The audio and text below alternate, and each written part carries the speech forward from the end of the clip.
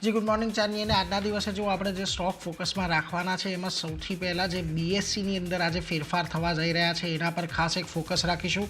ખાસ કરીને સેન્સેક્સ ની જે મેઇન ઇન્ડાઇસિસ છે તેની અંદર JSW સ્ટીલ આપણને બહાર થતું દેખાશે અને એની જગ્યાએ ઝોમેટોની એન્ટ્રી આપણને થતી દેખાવાની છે. 23 ડિસેમ્બરથી આ જે ફેરફાર છે એ આપણને લાગુ થતા દેખાવાના છે. અને બીજી તરફ તમને BSE 100 અને BSE 50 આ બંનેની અંદર પણ એક મોટા ફેરફાર થવા જઈ રહ્યા છે. તો BSE 100માં પહેલાં કોની એન્ટ્રી થવા જઈ રહી છે એના પર એક વખત નજર કરી લઈએ તો જુઓ Jio financial, Suzlon energy, Adani green, Adani power, સંવર્ધન મધરસન, PB ફિનટેક આ બધા એવા કાઉન્ટર છે કે જેની BSE 100માં એન્ટ્રી થશે. અને બહાર કોણ થશે તો જુઓ Ashok Leyland, PI industry, IDFC first bank, IRCTC, UPL, APL Apollo tubes આ બધા કાઉન્ટર એવા છે. આ 6 કાઉન્ટર એવા છે કે જે BSCમાંથી બહાર થવા જઈ રહ્યા છે. બીજી તરફ સેન્સેક્સ 50ની અંદર પણ તમને ઝોમેટો, જીઓ ફાઇનાન્શિયલ અને HAL આ ત્રણનો સમાવેશ થતો દેખાશે. અને HDFC life, BPCL, LTI, Mindtree આ BSE 50માંથી બહાર થતા દેખાશે. હવે આ બધાની અસર શું આવશે તો જુઓ જે સ્ટોક જે ઇન્ડેક્સની અંદર તમને ઉમેરો થતો દેખાય છે ત્યાં આગળ એક ઇન્ફ્લો આવવાની અપેક્ષા વધી જાય છે. જ્યારે કોઈ જે ટ્રેડેડ ETF જે હોય છે એક્સચેન્જ ટ્રેડેડ ફંડ એ પોતાના જે પોઝિશનિંગ છે એને એડજસ્ટ કરતા હોય છે એટલે એક મોટો ઇન્ફ્લો આઉટફ્લો આપણને આ જોવા મળી શકે છે. એટલે જે શેરનો સમાવેશ થશે એનો ઇન્ફ્લો વધશે અને જે બહાર નીકળશે તેનો આઉટફ્લો વધશે. એટલે એના પર આપણે ખાસ એક ફોકસ અહીંયાથી રાખવાનો છે. ઝોમેટોને લઈને બીજા પણ આજે એક મહત્ત્વના સમાચાર એ છે કે કંપનીએ એક QIP દ્વારા લગભગ 8,500 કરોડ ભેગા કરવા માટેની મંજૂરી આપી દીધી છે. બોર્ડ તરફથી આ મંજૂરી આવતી જોવા મળી રહી છે એટલે એના પર એક ખાસ ધ્યાન રાખીશું. હવે આ QIP ક્યારે ખુલે છે, કયા ભાવે ખુલે છે એના પર એક ખાસ મહત્ત્વની નજર આપણી આવનારા સમયમાં રહેશે. એટલે આ બંને સ્ટોક પર ઝોમેટો પર આજે તમને થોડી ઘણી ડ્યુઅલ ઇફેક્ટ આવતી જોવા મળશે. બીજી તરફ મહારાષ્ટ્ર ઇલેક્શનના જે પરિણામો આવ્યા છે એ પરિણામોને પગલે હવે અહીંયાથી બજારને એક અપેક્ષા વધી ગઈ છે કે જે રિયલ એસ્ટેટ સેક્ટર છે એને અહીંયાથી સારો એવો ફાયદો થશે. કારણ કે એક ધારાવીનો જે પ્રોજેક્ટ જે અટકી પડ્યો હતો એને હવે અહીંયાથી ફરી પાછી એક વખત ગ્રીન સિગ્નલ મળશે તો કદાચ અડાણી સ્ટોક્સમાં આજે ફરી તમને તેજી જોવા મળી શકે. આ ઉપરાંત મુંબઈ સ્થિત જે રિયલ એસ્ટેટ કંપનીઓ છે Rustomji, Godrej property, Macrotech developers આ બધામાં પણ તમને એક સારી એવી તેજી જોવા મળશે. એટલે એના પર એક ફોકસ રાખી શકો છો. મહારાષ્ટ્ર ઇલેક્શન બાદ આજે તમને રિયલ એસ્ટેટ મહારાષ્ટ્ર બેઝડ અને મુંબઈ બેઝડ જે રિયલ એસ્ટેટ છે એના પર ખાસ ફોકસ તમારે રાખવાનો છે. આ ઉપરાંત ઓર્બિંદો ફાર્મા પર નજર રાખજો કારણ કે અહીંયા USA સબસિડરી છે ગ્લોબલ ફાર્મા કંપની સાથે કરાર કર્યા છે. રેસ્પિરેટરી પ્રોડક્ટ માટે તેમણે ખાસ કરીને કરાર કર્યા છે. USA સબસિડરીએ ગ્લોબલ ફાર્મા કંપની સાથે આ કરાર કર્યા છે અને કરાર હેઠળ લગભગ $25 મિલિયન અપફ્રન્ટ પેમેન્ટ કરવાનું છે. અને ડીલ બાદ આ બંને કંપનીઓ સાથે મળીને જે દવા છે એનું ડેવલપમેન્ટ કરશે. $90 મિલિયન ઓવરઓલ કેપિટલ ખર્ચ શક્ય છે.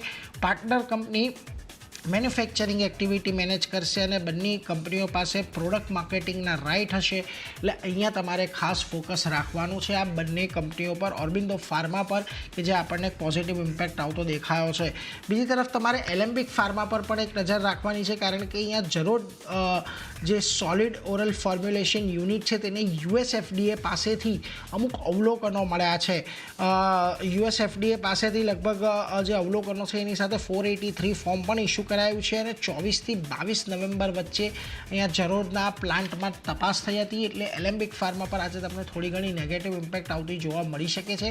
એટલે એક ઝોમેટો પર નજર રાખવાની છે કે જ્યાં આ ઇન્ડેક્સ ફેરફારને લઈને ત્યાં આપણને કેવી મોમેન્ટમ આવતી જોવા મળે છે. આ ઉપરાંત ઓર્બિંદો ફાર્મા, એલેમ્બિક ફાર્મા પર પણ નજર રાખજો કે ત્યાં આજે કેવી ઇમ્પેક્ટ આવી શકે છે. તો આ બધા સ્ટોક પર તો એક ફોકસ છે જ, પરંતુ તૃપ્તિ તમારા લિસ્ટમાં કયા સ્ટોક કે જ્યાં ખાસ નજર રાખી રહ્યા છો? Good morning Neeraj. આજે માર્કેટ માટે તો એમ કહી શકાય કે ગુડ છે જ, પરંતુ હું 5 કાઉન્ટર લઈને આવી રહ્યું છું અને 5 શેર્સમાં પણ એક પોઝિટિવિટી સાથે સમાચાર લઈને આવી રહ્યું છું. પહેલાં હું આઈસર મોટર્સ પર ફોકસ કરવા માગું છું. તો અહીંયા કંપનીએ પોતાની બાઇક લોન્ચ કરી છે. તેમને ગોવાન ક્લાસિક 350 બાઇક લોન્ચ કરી છે જેની શરૂઆતી કિંમતની અગર વાત કરું છું તો તે 2,35,000 થી 2,38,000ની વચ્ચે છે. એટલે એક પોઝિટિવ સમાચાર અહીંયા આપણે જોઈ શકીએ છીએ. અને કાઉન્ટર્સમાં આપણે જોયું કે લાસ્ટ ફ્રાઇડેને પણ સારી એવી પોઝિટિવિટી સાથે આ કાઉન્ટર બંધ વધુ જોવા મળ્યું હતું. આજે પણ આ કાઉન્ટરમાં આપણને સારી એવી ઉછાળો જોવા મળી શકે છે. ભારતીય એરટેલ માટે પણ પોઝિટિવ સમાચાર આપણે સમક્ષ આવતા જોવા મળી રહ્યા છે. અહીંયા તેમના આઉટલુક જે છે તે આપણને અપડેટ થતા જોવા મળ્યા છે કે S&P ગ્લોબલે કંપનીના આઉટલુકને તેમને હવે પોઝિટિવ કરી દીધા છે. તેમને ભારતીય એરટેલ માટે તેમના રેટિંગ જે છે તે તેમને BBB- યથાવત રાખ્યા છે, પરંતુ આઉટલુક તેમને પોઝિટિવ કર્યા છે. સામે તેમનું એ પણ કહેવું છે કે આગામી 2 વર્ષમાં કંપનીના મજબૂત ગ્રોથના તેઓ અનુમાન રાખી રહ્યા છે અને ખાસ કરીને મોબાઈલ ટેરિફ વધવાથી કંપનીનો મજબૂત ગ્રોથ બની શકે છે તેની પણ તેઓ અપેક્ષા રાખી રહ્યા છે. અને જુલાઈથી કંપનીના 10 થી 20% ટેરિફ તે વધ્યા છે, જેનું ઇમ્પેક્ટ કંપનીના આવનારા સમયમાં તેના ગ્રોથ પર જોવા મળી શકે છે. અને FY25માં કંપનીના એબિટા જે છે તે 18 થી 20%ની અપેક્ષા રાખી રહ્યા છે અને 26માં એબિટા જે છે તે 12 થી 15% વધવાની તેઓ અપેક્ષા રાખી રહ્યા છે. એક પોઝિટિવિટી આપણને ભારતીય એરટેલ માટે જોવા મળી રહી છે. અદાની એનર્જી સોલ્યુશન પર નજર કરીએ, અહીંયા પણ આપણને રેટિંગ વધતા જોવા મળ્યા છે. S&P ગ્લોબલે અદાની એનર્જીના પણ રેટિંગ તેમને અપગ્રેડ કર્યા છે. તેમની સબસિડરી કંપની જે છે મેટાલિક્સ કંપની, તેના રેટિંગ તેમને BBB- કર્યા છે. સામે આઉટલુક જે છે તે નેગેટિવથી તેમને સ્ટેબલ કરી દીધા છે. એટલે આજે અદાની એનર્જીનું કાઉન્ટર પણ આપણને આજે ફોકસમાં જોવા મળી શકે છે. એટલે આ કાઉન્ટર પર પણ આજે ખાસ નજર રહેશે. કોચિન શિપયાર્ડ પર નજર કરીએ, અહીંયા ખાસ કરીને MOUના સમાચાર આવતા જોવા મળ્યા છે. તેમને US બેઝ કંપની સ્ટ્રીનિયમ લેટોનેવ નામની કંપની છે તેમની સાથે તે કંપનીએ MOU કર્યા છે અને તેમને જેક અપ રિંગ્સ ડિઝાઇન્સ અને ક્રિટિકલ ઇક્વિપમેન્ટ છે તેને બનાવવા માટે, તેના ડેવલપમેન્ટ માટે આ કરાર કરવામાં આવ્યા છે. અને કોચિન શિપયાર્ડ પણ આજે આપણા ફોકસમાં જોવા મળી શકે છે. અને છેલ્લા કાઉન્ટર પર નજર કરી લઈએ, એ છે ICICI લોમ્બાર્ડ. અહીંયા અધિગ્રહણ કરવાના સમાચાર આવતા જોવા મળ્યા છે. કંપનીએ HDFC લાઈફ ઇન્સ્યોરન્સમાં 0.19%ના હિસ્સાનું તેમને અહીંયા અધિગ્રહણ કર્યું છે અને 233 કરોડમાં તેમના હિસ્સો ખરીદ્યો છે. એટલે આ કાઉન્ટર પણ આપણા ફોકસમાં જોવા મળી શકે છે.